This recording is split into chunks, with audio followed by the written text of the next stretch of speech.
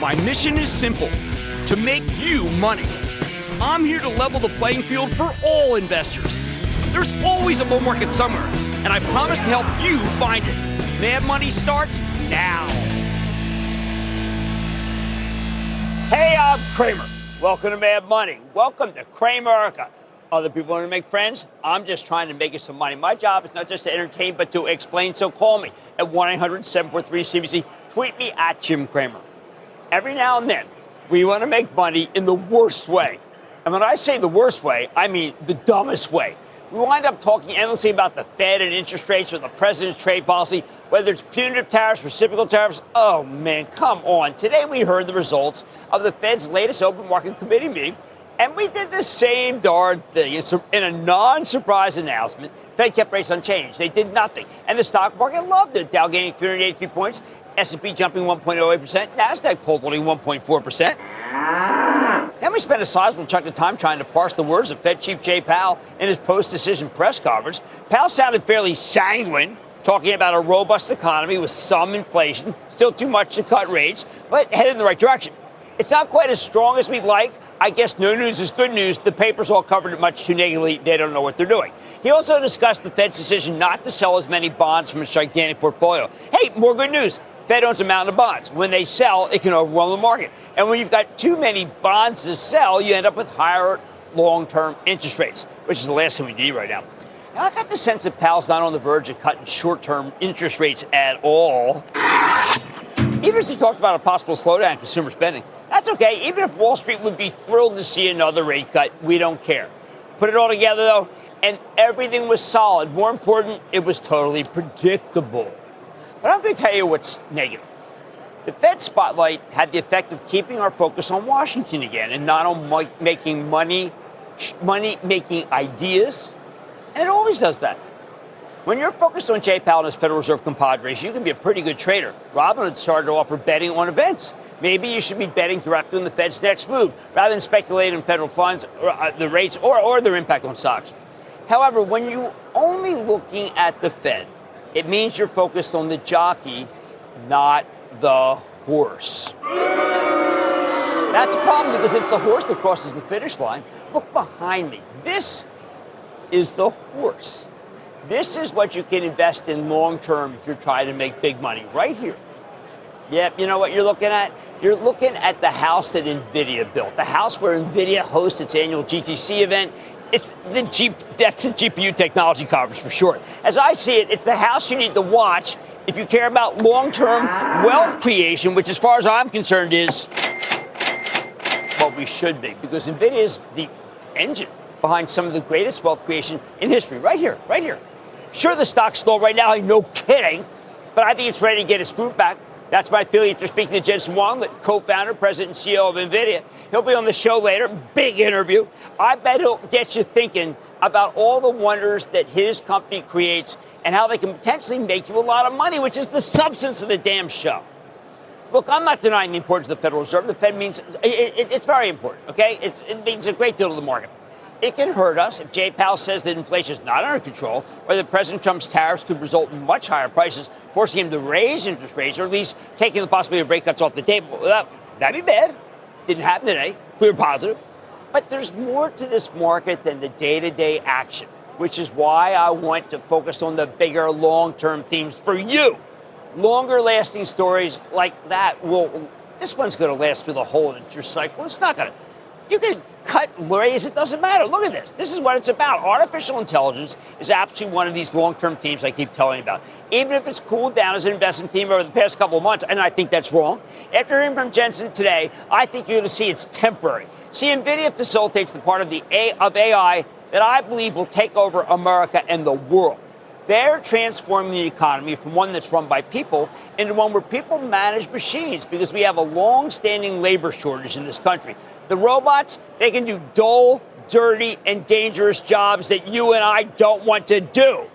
It's a multi-trillion-dollar wave that can't be stopped by the Fed or even the tariffs. Why? Because AI is going to change the world, and if you stand in its way, you're nothing but a candle in the wind. Oh, I won't deny it. I needed a gut check. I needed to come out here. This stock's been stalled. You and I know that. Faltering. I wanted to make sure that I hadn't been too glib about NVIDIA's AI revolution. But after coming to this conference and speaking with Jensen, my ardor for NVIDIA has only increased. I think the recent decline has finally burned enough of the Sunshine Soldiers shareholders, the momentum chasers who never knew what the company does in the first place, the ones who bought it through zero-day options or ridiculous ETFs, like it's a meme stock or something. We needed these investors to get blown out.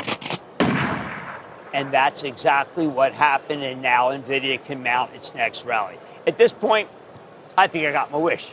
Whether it be life-saving robots or convenient robots that can put dishes in the dishwasher and save your marriage, or autonomous vehicles that are much safer than a human being behind the wheel, artificial intelligence has created so many different opportunities. These are all game changers. They transcend the Fed's next move or the president's trade wars. So here's the bottom line. It's time to sit back and learn about artificial intelligence, people. In the grand scheme of things, I think NVIDIA's AI revolution is a lot more important than whether or not the Fed gives us another quarter-point rate cut. Rate cuts are temporary. What NVIDIA's doing is forever. Let's take calls. Let's go to Sangeev in California. Sangeev. Jim, welcome to the Bay Area. Why, thank you. I watch Squawk, Mad Money, and I'm a club member, and I want to thank you and your team for all that you do.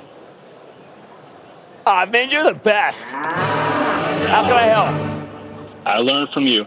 In the 80s, on Monday Night Football, during the commercials, once a game, there was a quiz clip called You Make the Call, where they showed a football play, and you guessed what the right call should have been. After commercial, they would come back to reveal what the ref's call actually was. Jim, I'm now asking you to make the call on the company that presented these football quiz clips. What are your thoughts on IBM? No, IBM is a winner. You know what? I have not focused on it nearly enough. It is a pure buy. And I just think right down here, I mean, it's up 5. That doesn't matter. It's going higher, maybe to 300. Oh, no. That's it? All right, I just don't think a quarter-point Fed rate cut or a hold or whatever you want to call it is all that much in the NVIDIA scheme of things. And that's because, you know what I want to do? I want to make you money. Hey, man, tonight, I sat down with NVIDIA CEO Jensen Huang from the company's this GTC conference, yes, all about GPUs and artificial intelligence, from robotics to the cloud. You do not want to miss this multi-part exclusive. Then I'm revealing my takeaways after my day with the AI powerhouse and telling you where I stand on the stock at these levels. And, of course, all your calls rapid fire in tonight's edition of the Lightning Round. So stay with Cramer.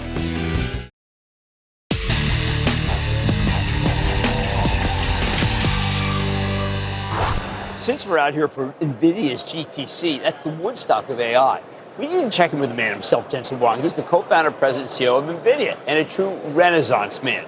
Earlier today, I got a chance to speak with him on a wide-ranging interview.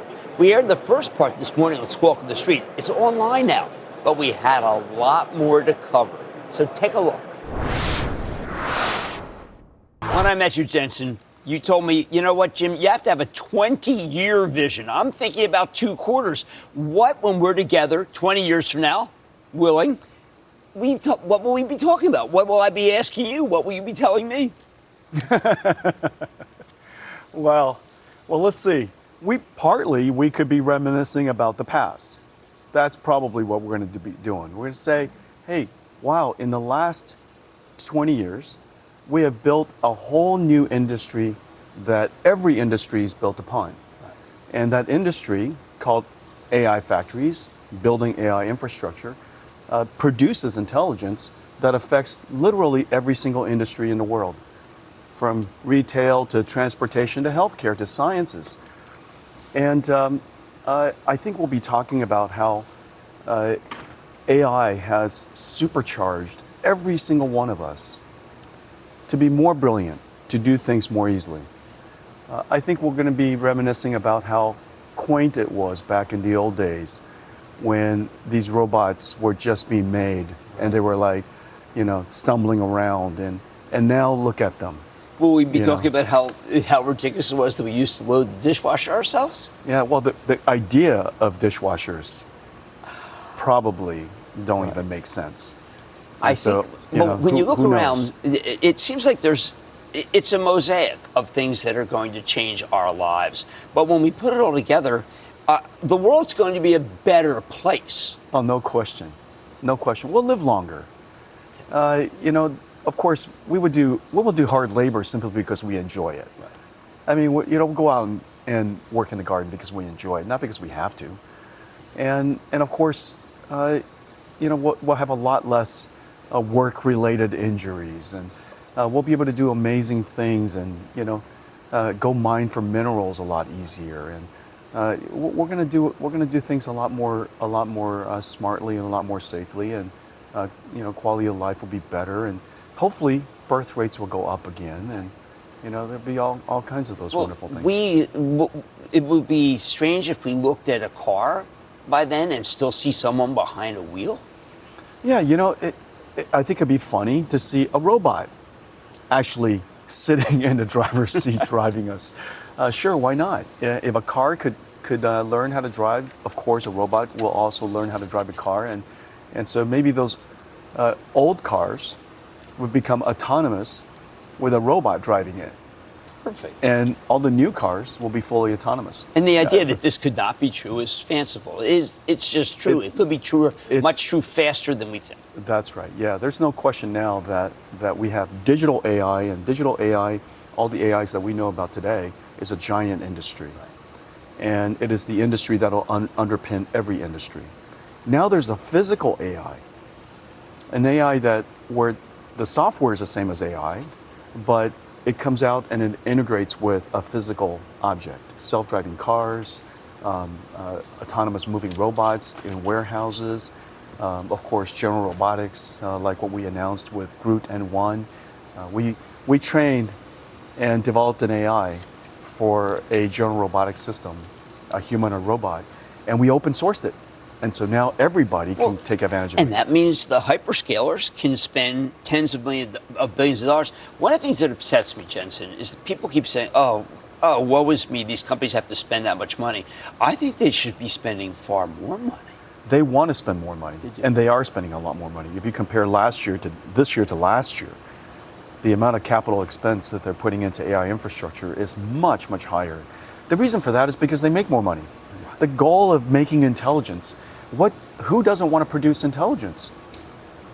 We all want to produce intelligence. Every company produces intelligence in our own special way, and now we have these factories that help you build intelligence and produce intelligence. Every company wants it, and so it's really only a question of how quickly we could get the data centers built and energies provisioned and so on and so forth. Well, I get it. I mean, every company, GM wants it. Cisco wants it. Every car company will have a car factory and an AI factory. Right.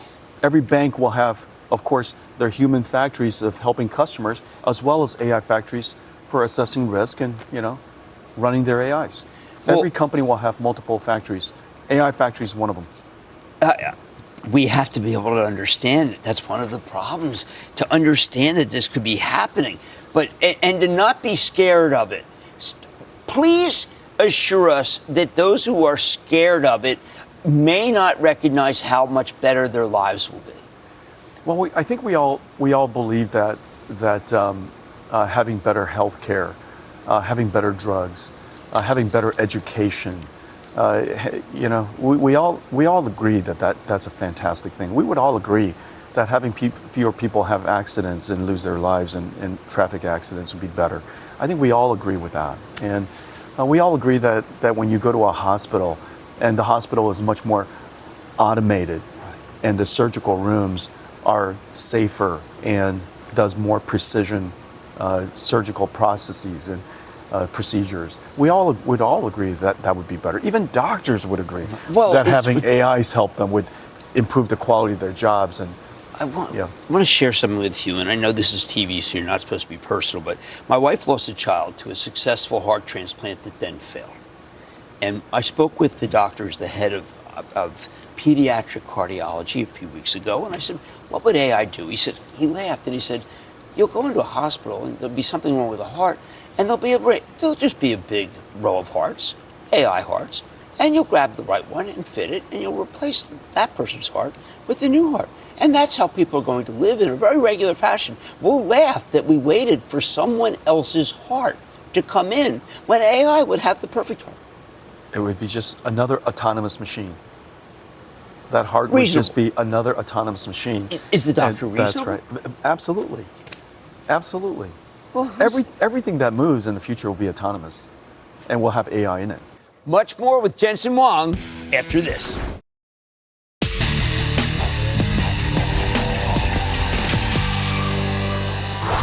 When you get the chance to sit down with one of the most important business people on earth, Jensen Huang, the founder, president, and CEO of Nvidia, you take as much time as they'll give you. Even though the stock has come down from its highs, it's still pivotal right now. So we had lots to talk about. Take a look. Now, we are trying to figure out whether AI will always be derivative. When I put in a question, in the end, it scrapes everything. But it scrapes everything. I want new. I want something original and not derivative. Will they be able to put it all together and actually suggest that this would be a better way to look at it? It turns out that all of that foundation knowledge is just foundation knowledge. What we really want the AI to do is to learn how to solve problems, learn how to reason, apply rules, apply knowledge, break a problem down one by one, step by step, and solve problems. That's intelligence. But you can't teach an AI that skill of solving problems. You can't teach AI reasoning without first having a foundation knowledge of what are numbers, how do words work together, what's vocabulary, what's syntax, what's grammar, so that it could learn some basic knowledge. Once it has the basic knowledge like we have AI today, notice how quickly we're teaching them how to reason. Right. And so it's learning how to reason. It's learning how to solve problems. It's learning how to solve math problems, geometry problems, prove theorems, prove logic. It's starting to learn those things by itself. And so it's really fantastic. Well, this next level, even now, when you look at a deeper search from GPT, when you look at Grok, they have opinions. Yeah. They're thoughtful. They're not yes men anymore. Well, they'll argue with you. Right. Yeah. That's happening now, though. Yeah, it's fantastic. And how did that? Did you know it would be happening last year?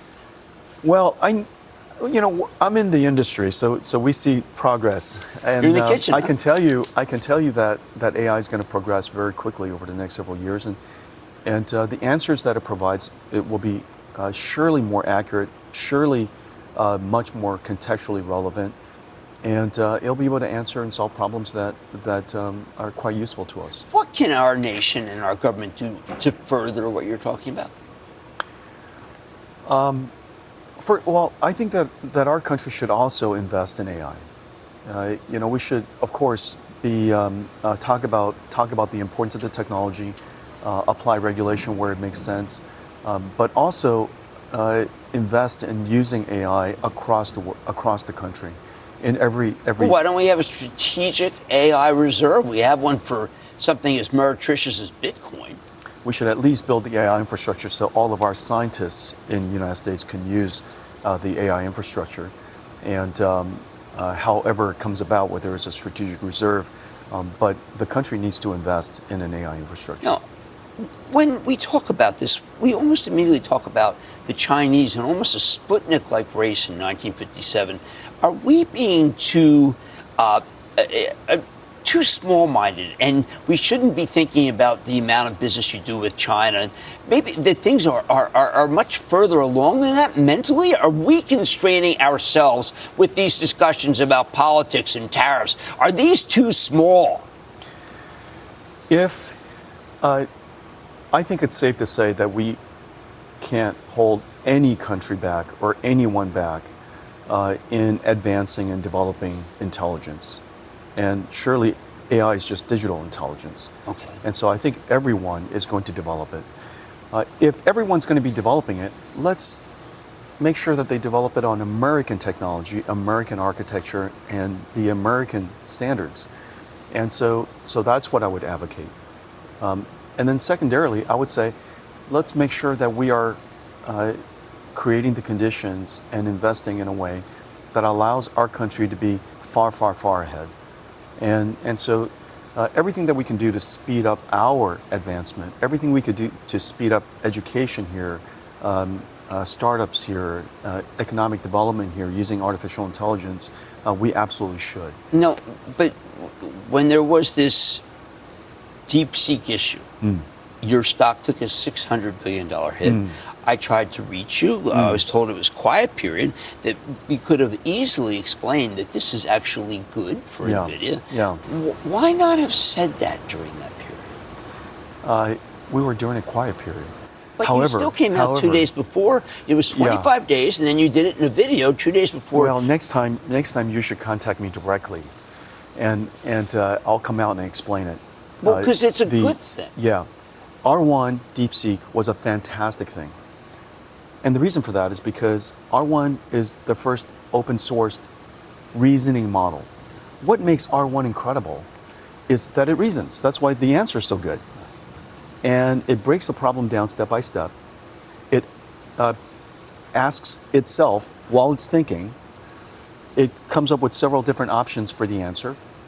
It might actually verify that the answer is correct. It solves a quadratic equation, takes the number, plugs it back in, and makes sure that it actually solves the equation. And so it's a reasoning AI. This reasoning AI consumes 100 times more compute than a non-reasoning AI. And that's you. It was exactly the opposite. It was the exact opposite conclusion that everybody had. And it actually consumes 100 times more computing. Well, it's kind of amazing because people are threatened by quantum. Quantum may use 1,000 times more compute. Well, we're going to have to go help all the quantum computer companies. And this is going to be the first conference at GTC where we have a quantum day.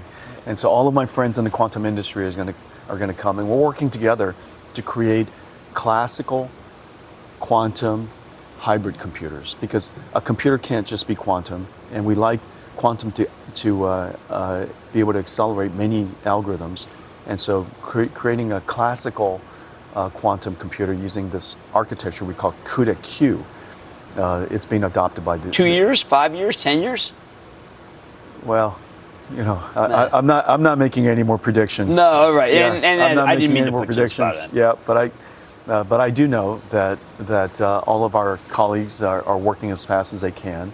I know they're making excellent progress, and we're working with everybody to accelerate the developments of quantum.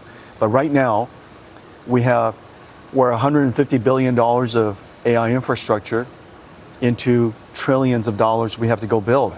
And so we have partnerships with BlackRock and Microsoft, and we're going to go get the supply chain and the infrastructure ready upstream as well as downstream. And the demand is really incredible. BlackRock reached out to me this morning to say, look, this is incredibly important. BlackRock, they were talking about a 1 gig data center, 40 to 50 billion. Disney reached out to me today. Cisco, talked to GM, CrowdStrike. These partnerships that are eye glaze over partnerships, when you have the 18 that were announced yesterday that I counted, are all incredibly significant for big companies that trade publicly, that want me to know how important what you're doing is with them. But no one seems to understand that there could be 20, 30 things that you're doing. We announced several things yesterday, and let me make it very simple this way. Good. We're building AI infrastructure for the cloud. That everybody knows. Right. That's true. That's true. Everybody knows that. They're just delighted that all of a sudden AI reasoning is going to require 100 times more computing, and the demand is incredible. So that's AI cloud. What we announced yesterday is that we're going to take AI infrastructure into 2 new industries. One is enterprise IT. Half of the world's CapEx is in enterprise. Enterprises, how it's the not economy. Consumer people. It's not consumer. It's enterprise, and it's the IT department of enterprise, and so we have to help them integrate AI into the world's companies. Right.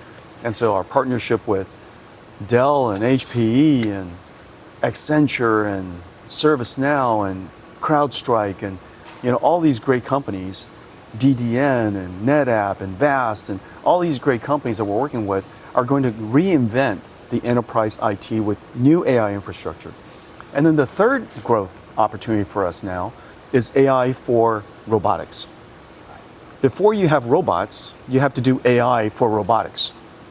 They have to be smart. Right. And so that's going to take mountains of infrastructure as well. And so we now have to build AI infrastructure for 3 industries: for the cloud, for enterprise IT, and for robotics. Well, that's, in the end, that's the world. This is, we're going to be the foundation for The world. the world, hopefully, yeah. One company? Oh, we have Years ahead? We have tons of partners. Look at us.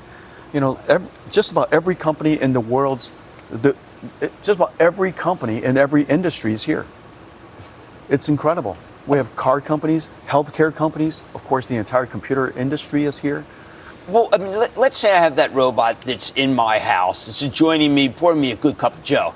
How many Reuben, I don't know, chips that will have, how many will it have of yours? Well, it only needs one of these. Oh, thank heavens. In one $40,000 chip there? No, it's a smaller version. Oh, okay. It has one version that sits in the computer inside the robot. But don't forget, there's a data center, a whole AI infrastructure, supercomputers, teaching the AI to run on this computer, to do its job, do its tasks. And so the AI that's in the data center is gigantic, and you see these systems behind us. That all these systems is what it's going to take to develop the software that runs on a chip like this inside the robot. And so the robot is actually the end. That's the end. The beginning is all of this.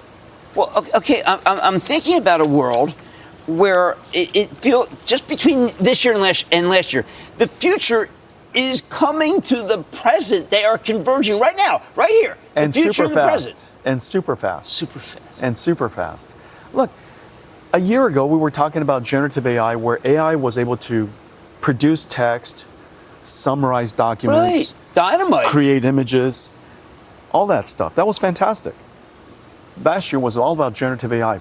All of a sudden, here we are, 1 year later, everything is about reasoning, solving problems.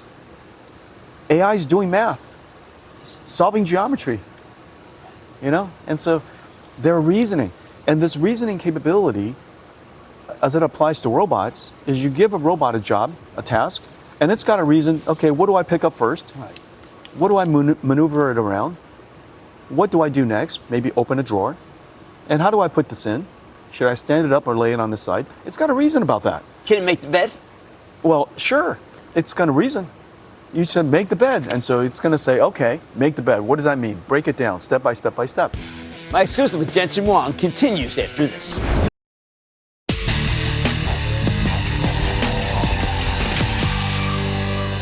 There's so many important tech companies here at GTC, but Nvidia is the most important by far, which is why I spend so much time talking to co-founder, president, and CEO of Jensen Huang this morning.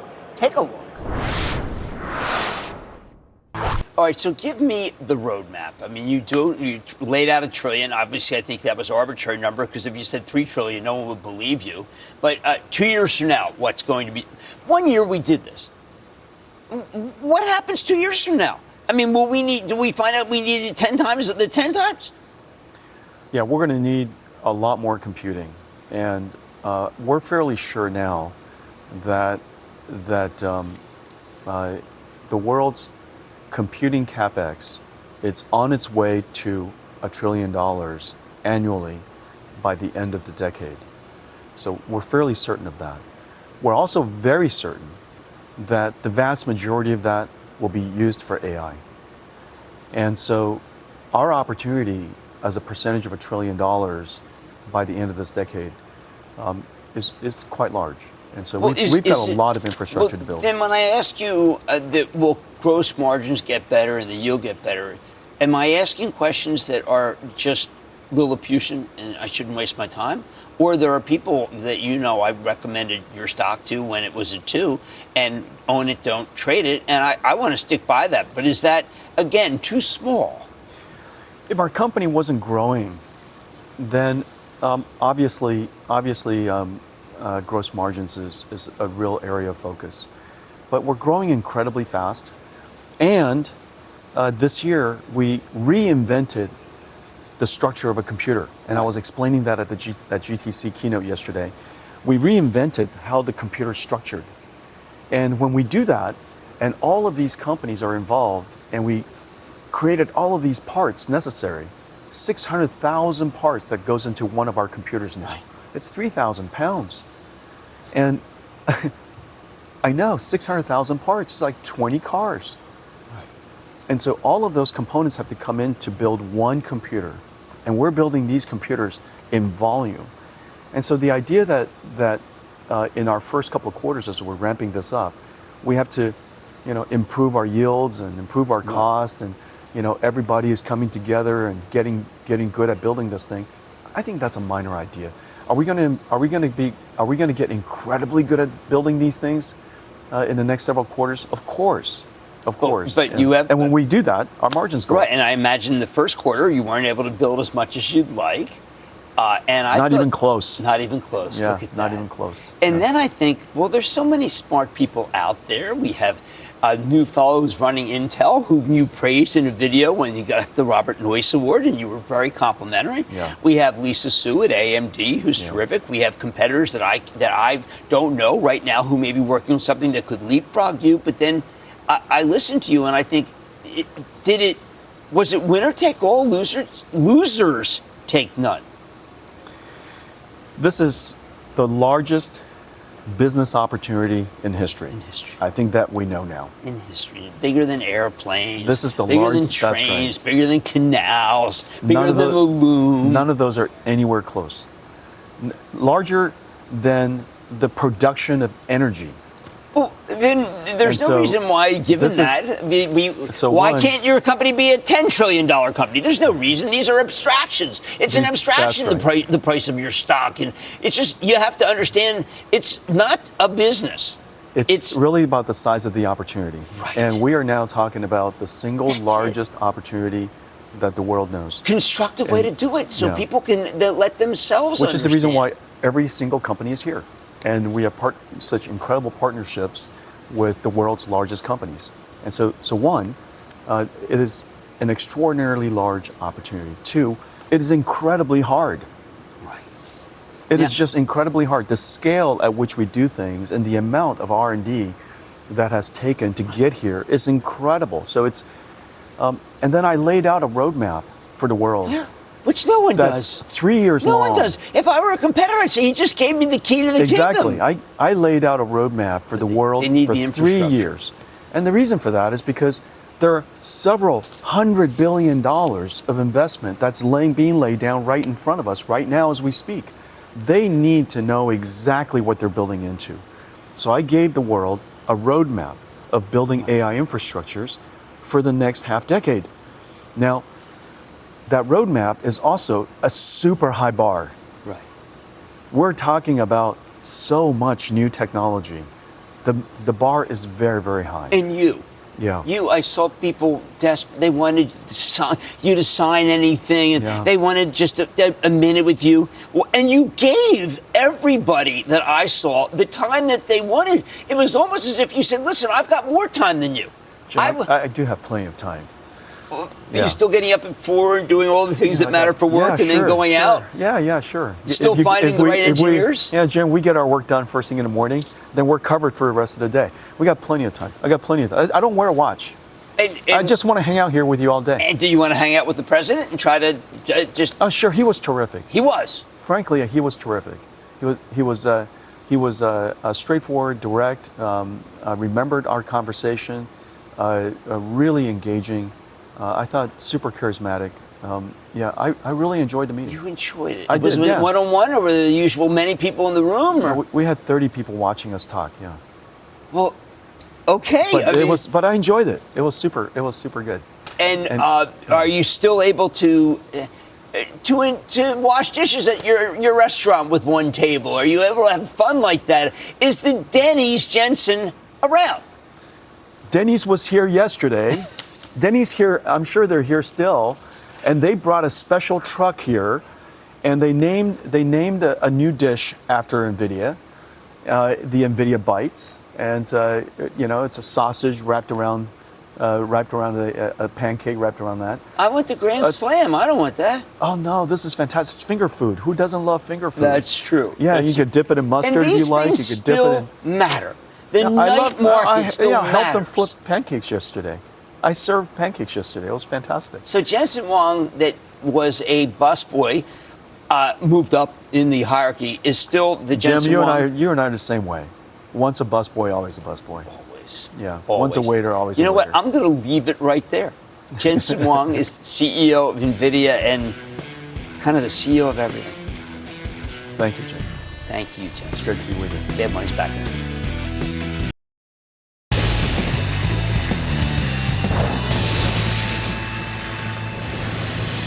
It is time. It's time for the lightning round. Cramer's Mad Money's back. Goes one on. It's already sitting there in stock. I started buy. So just be good to know the core stock. This is bad time. My staff prepares the graphics on the fly. We plan this out. And then the lightning round is over. Are you ready, Ski Daddy? Time for the lightning round. Let's start with Craig in California. Craig. Hey, Jim. Thanks for taking my call. Of course. So the stock I'm interested in has gone from an all-time high to a 52-week low in less than 2 months. What do you think about Decker's Outdoor? I'm split. I think Coke is real good, but that last quarter, Uggs was quite bad. Some people say it was a problem with how much inventory they had. I think you should actually buy Decker's under 120. I like it. Next buy, 100. Get a good basis. Let's go to Mark in New York. Mark. Hey, Jim, first-time caller, long-time listener, big fan of the show. I appreciate it, buddy. What's happening? Not too much. Listen, I have a small position that I started in my IRA. Last time you had the company mentioned was back in 2022. Pays a monthly dividend. Comes out to just roughly about 5% annually. The company is Gladstone Land, ticker LAND. I'm gonna see your Gladstone land and raise you with realty income, which also has a monthly dividend, and I feel much better about it. What can I say? All right, now we have a question from the floor. Hey guys, what's going on? Wait, it's the lightning round. Do you have a question for the lightning round?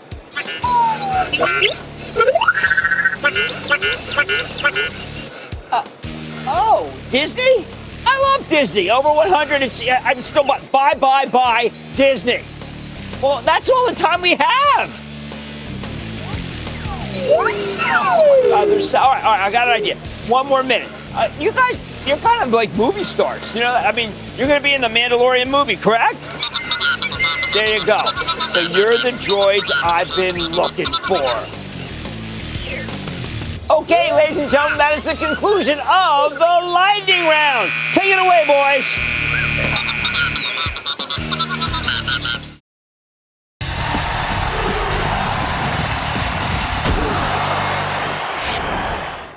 Sometimes I wonder that I'm doing a big disservice to you as a viewer when I talk about earnings per share, upside surprises, or possible buybacks, dividends. I wonder if I'm failing you for focusing on what feels like the minutia right now. At the end of the day, what you really need to know is the scale of the opportunity in front of you.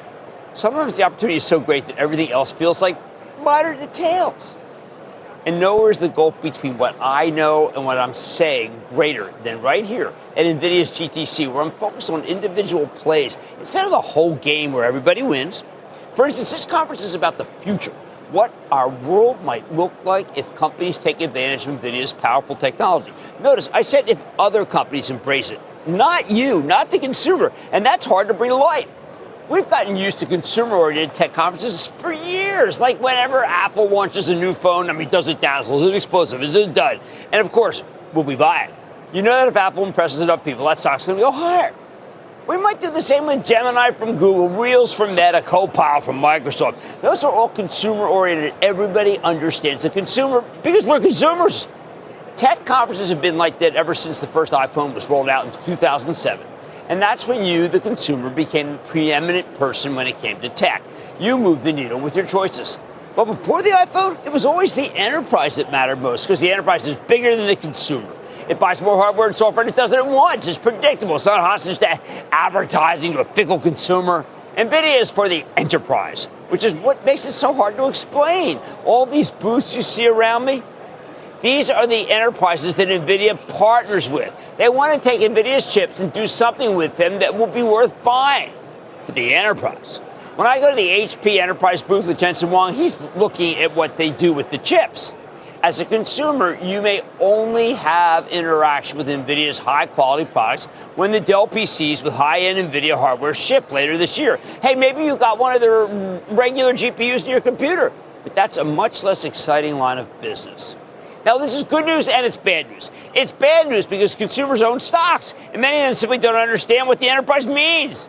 So they're often eager to sell enterprise-oriented stocks they don't understand, particularly when they're down like Nvidia's been. The good news, the enterprise is much bigger than the consumer, so it will produce much bigger earnings per share. Catering to the corporation is typically a much better business model than catering to the individual. Plus, I know I haven't been able to convey the excitement people feel about Nvidia here because it's hard to express in terms of earnings per share. In the short term, it's absolutely about earnings. But longer term, as Jensen Huang says, it's about the sheer size of the opportunity, the AI opportunity. So let me say this. In my 45 years of examining companies, I've never seen a business with this much opportunity. Could this nearly $3 trillion company one day be worth, say, $10 trillion? Sure, why not? I'm not doubting it. Or if you want this distillation, plain and simple, Nvidia, own it. Don't trade it. I like to say there's always a bull market somewhere. I promise I'll find it just for you right here on Mad Money. I'm Jim Cramer. See you tomorrow. All opinions expressed by Jim Cramer on this podcast are solely Cramer's opinions and do not reflect the opinions of CNBC, NBC Universal, or their parent company or affiliates, and may have been previously disseminated by Cramer on television, radio, internet, or another medium. You should not treat any opinion expressed by Jim Cramer as a specific inducement to make a particular investment or follow a particular strategy, but only as an expression of his opinion. Cramer's opinions are based upon information he considers reliable, but neither CNBC nor its affiliates and or subsidiaries warrant its completeness or accuracy, and it should not be relied upon as such. To view the full Mad Money disclaimer, please visit cnbc.com/Mad Money disclaimer.